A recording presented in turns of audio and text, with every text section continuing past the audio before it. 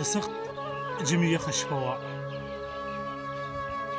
د سخت ژمي یخه شپه وه، سپوږمۍ هم نه وه، تیاره وه، د مغرب د لوري یخ باد د مشرق په لور روان و. په ورکوټي بازارګي کې مکمله خاموشي وه، جوړ بند شوی هر دکان و. ما اغوستې جرابې وې، هم څادر هم مې بنیان و، خو بیا هم مې د یخ باده د خولې جام نه ګړبېدلې. په دې سوچ کې وم چې څومره زر کیدی شي کور ته لاړ شم. په دې سوچ کې وم چې څومره زر کیدی شي کور ته لاړ شم. خوراک سکاک هر څه پرېږدم، په خپل کټ ورننوځم او بړستن په ځان راکاږم چې هډونه مې تاوده شي، چې یخني رانستن شي، چې هډونه مې تاوده شي، چې یخني رانستن شي. په توندې هر یو قدم ږدم، د خپل کور په لور روان یم. د بازار په اختتام کې د وران شوي دکان شاته د ټوخي او فریاد ګډوډ اوازونه مې تر غوږ شول. د ټوخي او فریاد ګډوډ اوازونه مې تر غوږ شول. زما پام په هغه لور شو، هیبتي او څو قدمه چې د لارې نه ورکو شوم. د حیرت مې انتها شوه. یو لغړ په غړ انسان و، د پښتون د خاورې ځوان و، نه څادر نه بنیان و. یو لغړ په غړ انسان و، د پښتون د خاورې ځوان و، نه څادر نه بنیان و. یو کمیس یو په غاړه، هغه هم موټول شکېدلې ببر سره او پښې ابله د دیوال په خوا کې پروت و. یو ناکام کوشش د اور یې هم له ځان دپاره کړی، یو ناکام کوشش د اور یې هم له ځان دپاره کړی. سپلمغې اور هم بلېدلو چې ورجوخ شم. په ورکوټي شان اواز یې مخاطب کړم چې وروره لږ د خدای دپاره ماته صرف یو ګوټو به راوړه، لږ د خدای دپاره ماته صرف یو ګوټو به راوړه.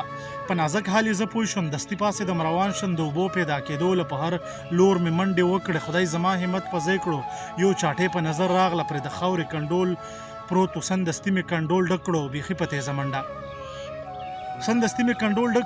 په تیزه منډه د غوښتونکي خواله راغله. ما ویل وروره شا به پاسه یو به دا دي دا واخله. سړي هېڅ ځواب رانه کړو. زما مخ ته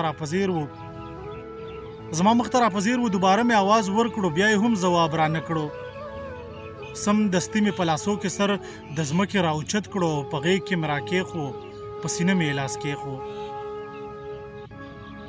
سمدستي مې په لاسو کې سر د ځمکې راوچت کړو او په غېږ کې مې راکېښو، په سینه مې لاس کېښو. د اوبو جام مې د شونډو په سرونو ورته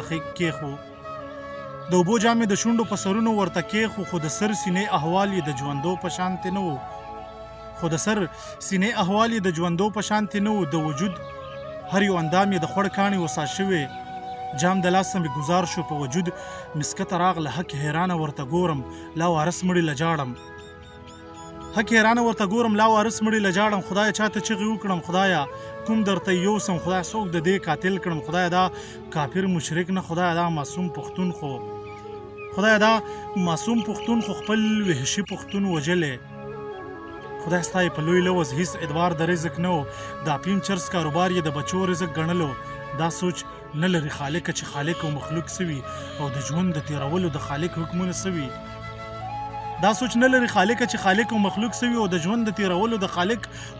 سوي. کاشکې نور که په هیڅ نه یو، خو چې دومره پوهېدلی چې دا هره ورځ مړ پروت وي، بې کفن به دفن پروت وي. دا به هم د چا بچي وي. زما ډېر خوښ نظم دی. ټولو ملګرو ته په پښتنه مینه ډالۍ.